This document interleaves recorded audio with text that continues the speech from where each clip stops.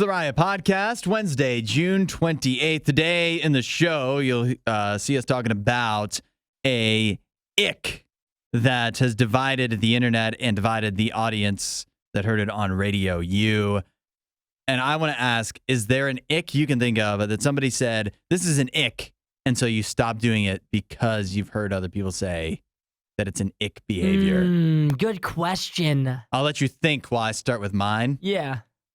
I don't like using straws Really? because some people see that as an ick for a man to use a straw. I don't use straws. Or, I mean, it's not like I never use straws, but I avoid using straws. You ever go out to dinner with me at Texas Roadhouse, you'll see me drinking straight out of the cup. Interesting. I love a good straw, though. I didn't want to get rid of straws. I like a straw. I don't need a straw. It does kind of look kind of to, think about like the way you have to do your lips, like, like that doesn't look very manly to do that. It doesn't look very manly, no. And then think about how you're helping the environment. And some people are like, well, I don't care about the environment. Well, yeah, okay, fine. Maybe some people think that's icky. This is all I'm saying. And so then, or maybe you do care about the environment, but you like straws. So then you have to use paper straws. But everybody complains paper straws suck, and they do. Paper straws do suck. Are no good. And then what? So then what? Metal straw? Well, just give it up. No straw it is. Yeah, just use the cup. See, for me, I don't know. There's a myriad of things that I can think of that have been called icks. Yeah. That I try to avoid. Now, one of them that I try to do better at is the way that you sleep can be an ick. Okay. The way that you nap. Yeah. I've been told that I'm an icky napper or icky sleeper. Okay. The reason for that being is I sleep in like a very contained position. Like a fetal position? Like almost like a fetal position, yeah. There's been times where I'm very like tight sleeper to myself. Yeah. I'll curl up in like a little ball. I take up very little room. I don't like the typical way you would think of a man sleeping would be like sprawled out, taking up the whole bed, arms floating, whatever, Okay. snoring. For me, I'm a very quiet sleeper, and I'm in like a little ball. And I've tried to be better about that. How do you control that? Oh, when I first started to sleep, I started in like more of a sprawled out position. And the other thing too, this is another one I've been called out for, which is I like sleep like with my hands together, right? Yeah. As if I was like gonna pray. Get my hands together. And then you put them under your head? No, I put them like, I like squeeze my knees together. And I'd like put them in between my knees and lay down. It sounds weird, and it is to watch. But it would be like my hands going between my kneecaps. Yeah, well, you got to have padding between the kneecaps for sure if you sleep on your side. And then like curled up, and then, it looks ridiculous. So I've stopped doing that. I try not to. If I find myself going to sleep with my hands between my knees, I'm like, I got to change it up. Especially if there's a girl present. Wow. My roommate makes fun of me bad enough about it. If he walks in the living room, he's like, dude, you look like ridiculous. He takes pictures of me sometimes, send them to me. He's like, you look like a little girl sleeping. It sounds ridiculous. It is. So I'm working on that. That's a tough one. It's much easier to ditch straws than it is to change the way you sleep. Yeah, the way you look when you sleep. And it's ridiculous. If I'm being honest, maybe I just use the ick as a justification for an additional justification for something I already don't want to do, which is not use straws. You know what I mean? See, I like using them. I like using the straws. I guess I guess for you, I mean, the pro throw it back, buddy. Yeah, the pro of a straw is that you don't have like for me keeping your beard, your mustache clean, right? Yep. And it protects your teeth from the front of your teeth, anyways, the visible part of your teeth. From the acidicness. But you know what? Those are risks I'm willing to take. I like it. I like your style. Yeah. I just feel as if with the whole ick thing, like I've said this before. I said this on the show today. If you're not like a 10, I don't want to hear about your ex. Because like that's the ridiculous thing. If you're going to be picky, you've got to be like a high value man or woman, I think. Because if you're going to tell me all the things that you're picky about, that you want or whatever, and you're saying that I can't carry around a water bottle, and I'm like, well, I didn't even think you were cute. So like, what are you to tell me I can't do one of these, such a simple thing? And so I think if you're going to be picky about over these crazy things, then you've either got to be okay with being single. I don't want to hear you complain about being single because you're so picky. But isn't the thing of the ick is that it's not a deal breaker? It's just like you kind of look down. It just hurts your impression of the person. Like I think it's a deal breaker. You think it's a deal breaker? Because they say, I got the ick. And once you get the ick, there's no going back. Yeah, then you start noticing all the other things, right? If you get an ick of somebody, then there's no turning that back around. So you can't say something to Nick if it's not going to be a deal breaker for you, I think. Yeah.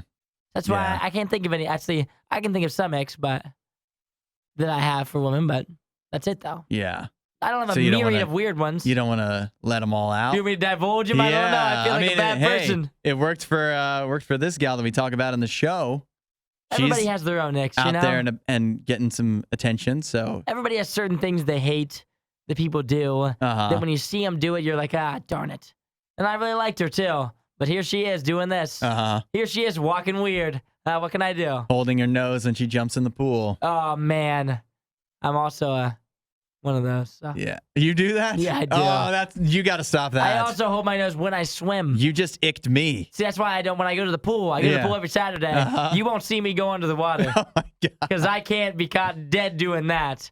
Goodness gracious! If I jump in I jumped. This happened to me about probably 2 or 3 weekends ago. I was talking about. So this will go back to our choice champions when we were talking about friends who like to embarrass you. Yeah. My friend a couple weekends ago made me do a cannonball into the pool. And this is not a pool you do a cannonball at. This is an adult pool. 3 feet. It's like 22 to 28-year-olds. Everybody's hanging out. Nobody's jumping in the pool. Nobody's splashing. And he yells out to everybody, my buddy wants to do a cannonball. He starts chanting cannonball. Other people start chanting cannonball. I pretty much get forced to have to do it.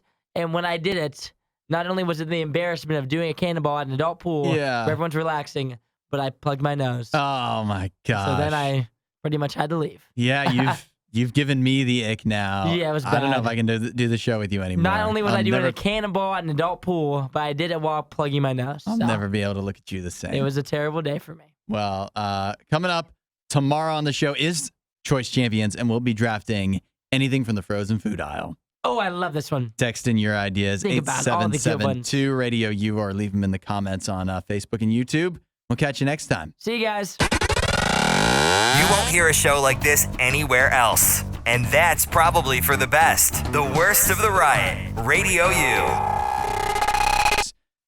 What is the most important thing when you're looking for somebody to date? A good... You know, there's so many answers I could give. But there can only be one most important thing. Yeah, I'm going to lead off with a compatible personality. That sounds like a good answer, right? That sounds like a pretty good answer. Like if someone was like possibly searching for a partner, that's an answer they would want me to give as their potential partner, right?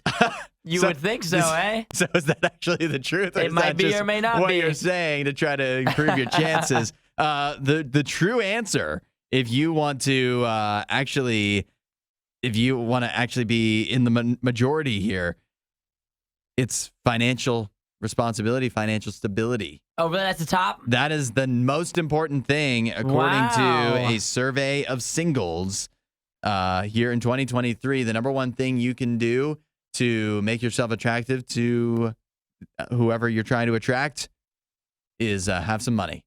If you're That's poor, ridiculous. If you're poor, you're staying single. Oh, man. What a tough time to be dating nowadays. You better get a new job. Like, what are you supposed to do? You're just supposed to get a new job, I guess. Make some more money. Start saving. Or this is what you could do.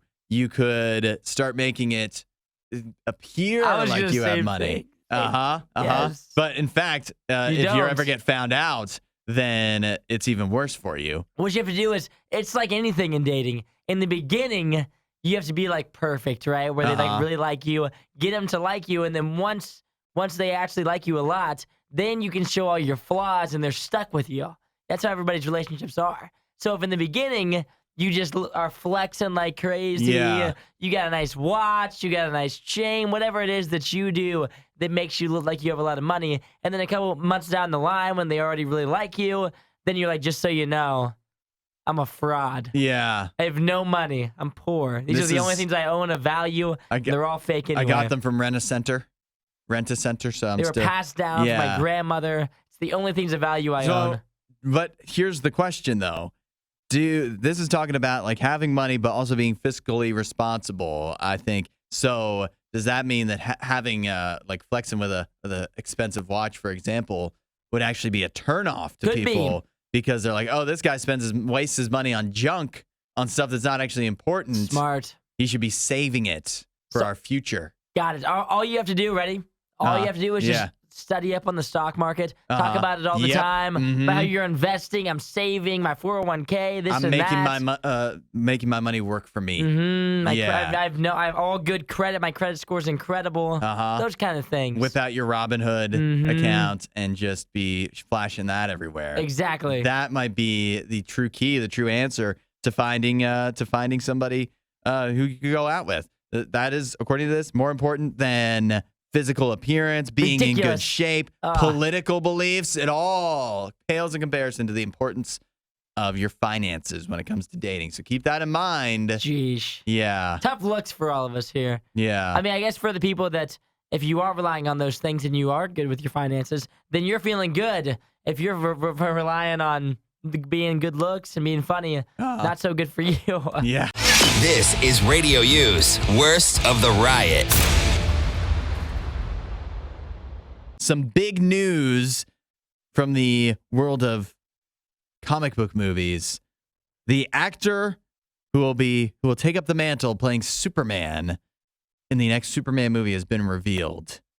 Somebody by the name of David Corenswet. You ever heard of him? I have not. Not surprising. Not surprising. David Corenswet, I'm looking at the stuff he's done here in the past, and it's nothing you probably ever heard of. I've never seen any of these movies. Something called The Pearl, something called We Own This City, which sounds vaguely familiar, a show called The Politician, and something called Hollywood, which came out in 2020 and did win some awards, but never heard of any of this stuff. He started acting in 2019. Yeah, so brand new on the scene. Movie. 29 years old. David Corenswet will be the new Superman. We also have the new Lois, who is somebody I've heard of. She'll be played by Rachel Brosnahan, known for The Marvelous Mrs. Maisel, among other things. Now, I know what you're thinking. Why was I passed over for the role of Lois? I mean, I wish I knew. I think I could really be a Superman love interest. I think that's the role I was born to play. But however, they went with Rachel Brosnahan over me. So. Yeah, that'd be a controversial one. Yeah, but David Corenswet, what do you think about? I mean, he's unknown to us. I don't think we're in the minority with that. I think this is a guy who most people, it's a blank slate. You have no idea who this guy is, and he's going to be Superman when the new Superman Legacy movie comes out in 2025, about almost exactly 2 years from now. I think if the movie's good, then people will like him. If the movie's bad, this will be his last big movie. Yeah. I mean, you sign up for the role of Superman, they're expecting him. This is James Gunn, the DC universe. They're working on this whole thing. This isn't going to be probably just one movie. So there's a lot hinging on this casting and this actually working out. Now, here's what he said, David Corenswet himself, about the role of Superman. He says he would love to see it be a more upbeat throwback take on Superman. He said he loves that Henry Cavill's Superman was dark and gritty, but he would like to see, he's going to try to make his Superman much more bright and optimistic. What do you feel about that? Like a happy little boy, Superman. Yeah, maybe so. Is what it kind of seems like. A happy little boy. Where, yeah, the last couple, very serious Supermans. Yeah. I mean, a lot of the Superman and DC stuff has been so intense, has been so dark and upsetting that maybe it is time for a little bit of a happier, brighter side of things in the DC universe. Yeah, overall, I mean, until we see him in action, it's hard to tell, but obviously casting right away, he is not going to bring anybody to the theaters. No. Off the rip. But if you think about it, and neither is Miss Rachel either. No, probably not. But you're not going to see a Superman movie for Lois. Yeah, it's true. Unless I was playing her. Unless we had somebody, unless there was somebody that was playing her, they could get you to the movie theater. Yeah, but you think about it though, a lot of the superheroes that we know and love now, when the actor was actually cast in the role, a vast majority of them would probably be considered unknown as well. So That's true. I was thinking about that too. This is where he gets to make his name for himself and probably take off and do a whole bunch of other things as well. So As long as he's good. As long as he's good. I mean, how much worse could it get for DC? Come on. Yep, you nailed it. It can't be worse than it's been. Oh, hi there. This worst of the riot. Crank that up. Radio U. I've got a gal here who just publicly announced one of her icks, and it is causing controversy. People are torn on whether this is an appropriate complaint for men or not. This gal, her name is Chloe. She tweeted out, she said, "Men who carry water bottles out in public give me the ick, especially at the airport." She goes on to say, "You can't go a few hours without having your little sips of water. Carrying around anything is a feminine trait." Oh, geez. What can we do? That's the question nowadays. So you're pro carrying a water bottle out in public. I mean, I don't ever carry a water bottle. I could see it being a feminine thing. But for me personally, I think it's fine if you carry one. I think she makes a compelling case. You think so? At first, I was torn myself. I was like, well, I don't carry a water bottle except at work. Doesn't really count, right? I've seen you twirling it, yeah. Twirling it. But imagining somebody, just picturing a guy in my head that's just strolling around town, walking out on the sidewalk, walking through the airport, and he's got his own portable water bottle. Get over yourself, you know? Get over yourself. Get over yourself. It's like the most vital nutrient we have is water. Yeah, and almost everybody somehow manages to go through life without carrying one. Yeah, but I feel there's water everybody fountains everywhere. There's water fountains everywhere. Everyone has a water fountain or a water bottle. Yeah, I never bring it with me anywhere. What are you talking about? You carry one with you all day at work. What do you mean? Yeah, but I don't go. When I leave work, it stays here. I don't carry it with me. This is a small building. I have it at my desk. Yeah, I mean, if you're carrying with you around all day, that's different than going to the airport. I mean, you're about to get on a plane for 6 hours flying somewhere. You might need some water. I get it. There's water fountains everywhere. On a plane? There's no water on a plane. Unless you're drinking out of the toilet. That's what your one little thing of Sprite, your little quarter ounce of Sprite is for that you get on the plane. Yeah, no you'll way. be fine. You'll be fine. How long is your flight? I mean, it could be anywhere from 4 to 6 hours. You might want to drink a water. It looks like a prepared guy to me. But what's more important, drinking water or looking impressive to women?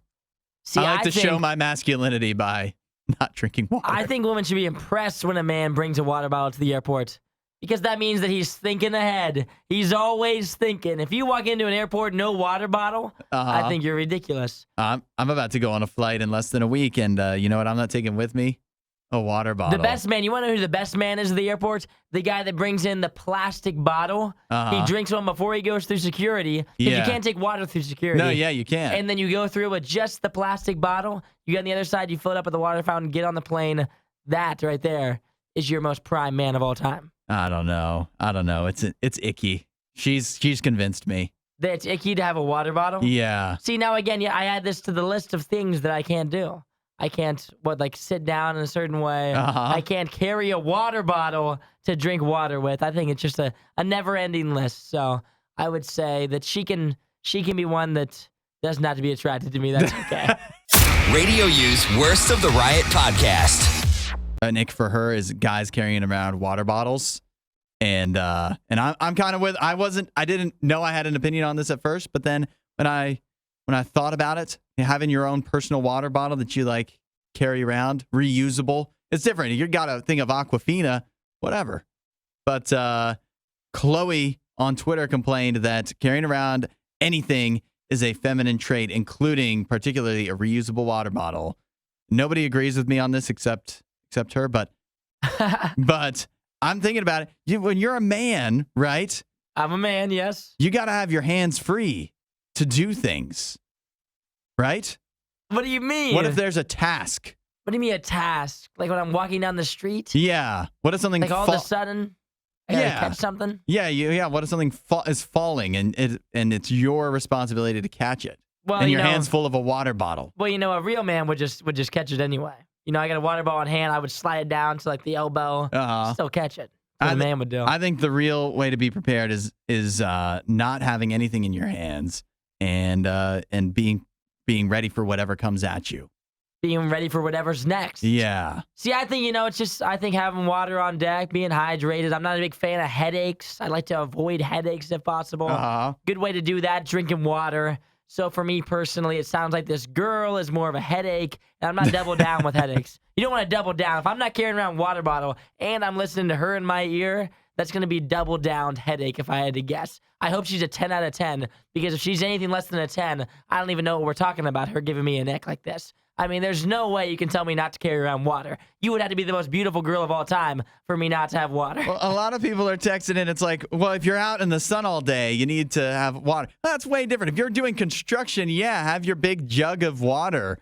But if you're walking through the airport, I think you can survive. Well, for 8 hours? You act like the airport's this quick little thing. There's like all you get there at 6 a.m. in the morning, and a lot of times you get off the plane at like 4 p.m. in the afternoon. There's a water fountain every like 20 feet in an airport. But you're on the plane. There's no water on the plane. They have flight attendants. Their purpose is to attend to you. If you say, excuse me, flight attendant, I need water, what are they going to say? No?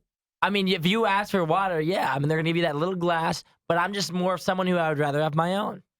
I think I just can't disagree with Chloe. I don't know what she looks like. It doesn't matter. She's right. I've got more important things to have full of my hands than a water bottle at all times. See, I just think that the water bottle, especially I think in the airport, is one of the most important times to have it. I mean, you might not need it 24 hours of the day walking around in your typical day-to-day life, but when I go to the airport, I've got a water bottle, and I mean, the texts are resoundingly against you. Jonathan says, my water goes in my bag.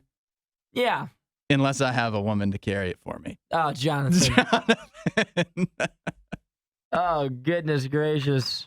No, but I don't know. I've got, I've got things to do. I've got stuff to carry, and it's not a water What are you bottle. carrying? I don't understand. You got like your hands are so full all the time. If I'm at the airport, I've got bags. I've got carry-ons and stuff. Why is your water bottle in your hand? Heck, I mean, I'm just saying, if you carry it around a water bottle, you carry it around. And just the I don't top think it's the end of the world. The top thing, even more than the airport, the top thing I think of is you're walking on the sidewalk. It's not like you're going from place to place. It's not like you've been working out in the sun all day. You're just walking on the sidewalk.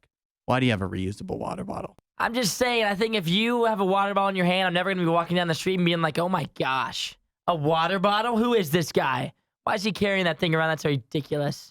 I think I'm going to walk down the street, I won't even notice they have a water bottle. I would never notice. Who is this girl to notice that someone has a water bottle in their hand? What kind of a weirdo notices someone with a water bottle in their hand? A wild ask of a man to not carry a water bottle. A wild ask. We've spent way too much time on this, although all the feedback disagrees.